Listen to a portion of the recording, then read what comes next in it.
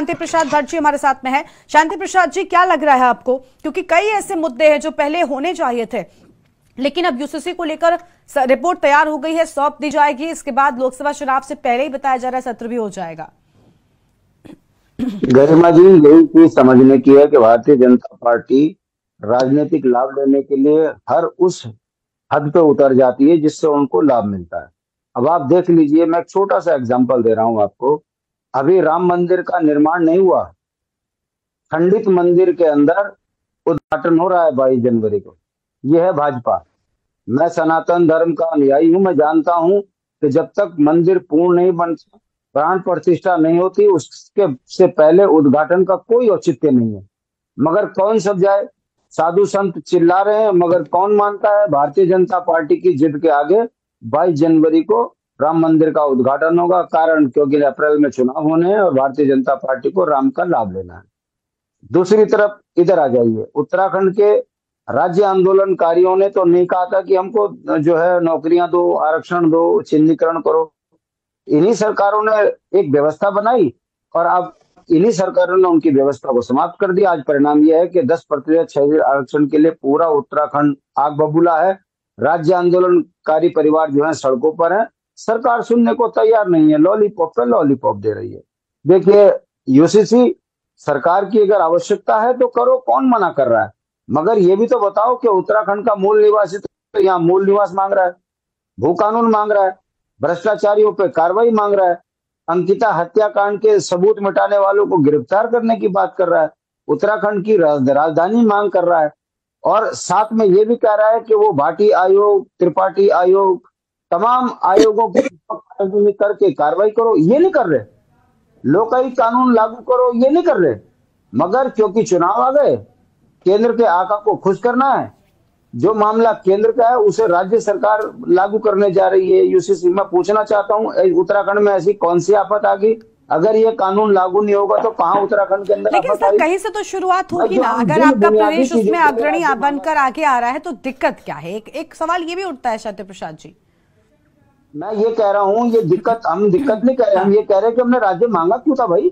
ये राज्य मांगा था हमने, पहाड़ से पलायन रुके, पहाड़ का बोली भाषा पे काम हो, हमारे अधिकार बना लो। इस पर तो सरकार इन 23 सालों में काम नहीं कर रही है। बताइए, उत्तराखंड आंदोलन में किसने कहा कि यूसीसी लेकर आओ? कौन कह रहा है इन 23 सालों में कि हमको जो है समान आचार संहिता लागू करो?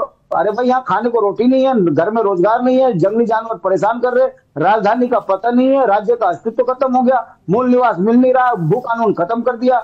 ऐसे में ये यूसीसी का क्या मतलब है? ये किनको खुश करने की बात कर रहे हो, किनको अधिकार संपन्न बनाने की बात कर रहे हो? 64 लाख लोगों का राज्य था, यहाँ 1,35,00,000 हो गए, क्या उनके अधिकारों को संपन्न कर रहे हो? हमारा मूल अस्तित्व खतरे में है, इस पर क्यों काम नहीं हो रहा है?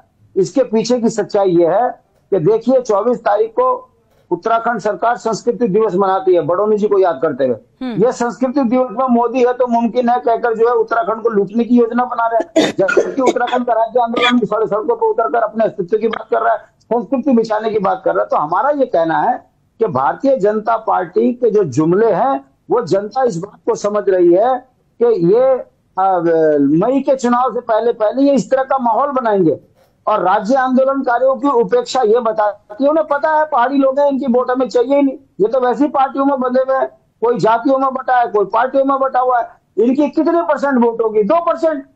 मगर जिनके अधिकारों को संपन्न करना है, जिनको हमारी छाती पे बसा दिया है, ये लगभग उत्तराखंड के अंदर 45 से 40 लाख लोग हैं, वो खुश होंगे तो वो वोट देंगे भाजपा को।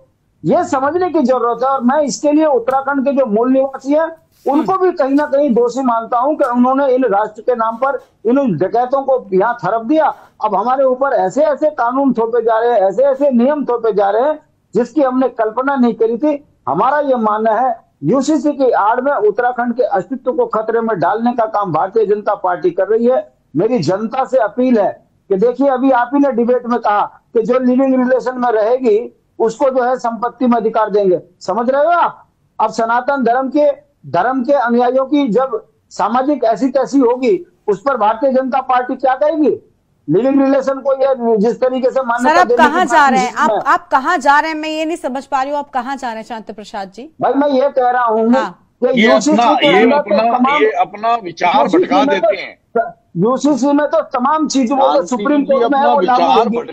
सर यूसीसी सर अभी तो इस पर चर्चा आपने की नहीं। आप तो ना खुलकर विरोध कर रहे हैं यूसीसी का, ना उसके समर्थन की बात कर रहे हैं। ये तो मैंने आपसे सवाल पूछा भी नहीं था कि यूसीसी आना चाहिए कि नहीं आना चाहिए, उसके सही गलत पर बात ही नहीं थी। उसके अभी आने को लेकर हम चर्चा कर रहे हैं। मैं आपसे पूछता हूँ मूल निवास आना चाहिए कि नहीं आना चाहिए? नहीं, बिल्कुल आना चाहिए। हम यूसीसी पर चर्चा कर रहे हैं। अगर आप मेरे पिछले डिबेट्स देखेंगे सब मैंने मूल निवास और भू कानून पर ही की है सर। जब हमारे अधिकारों पर काम नहीं हो रहा है, ठीक है, यहाँ के जो है 10% 33 आरक्षण पर काम नहीं हो रहा है, ठीक है, हमको यूसीसी की कौन मांग कर रहा है यहाँ? ठीक है सर, ठीक है शांति प्रसाद जी, ठीक है आपके पास लौटेंगे और मेहमान है। जब मैं जाती हूँ कुछ और प्रतिक्रिया ले लूं, बहुत मेहमान है हमारे साथ।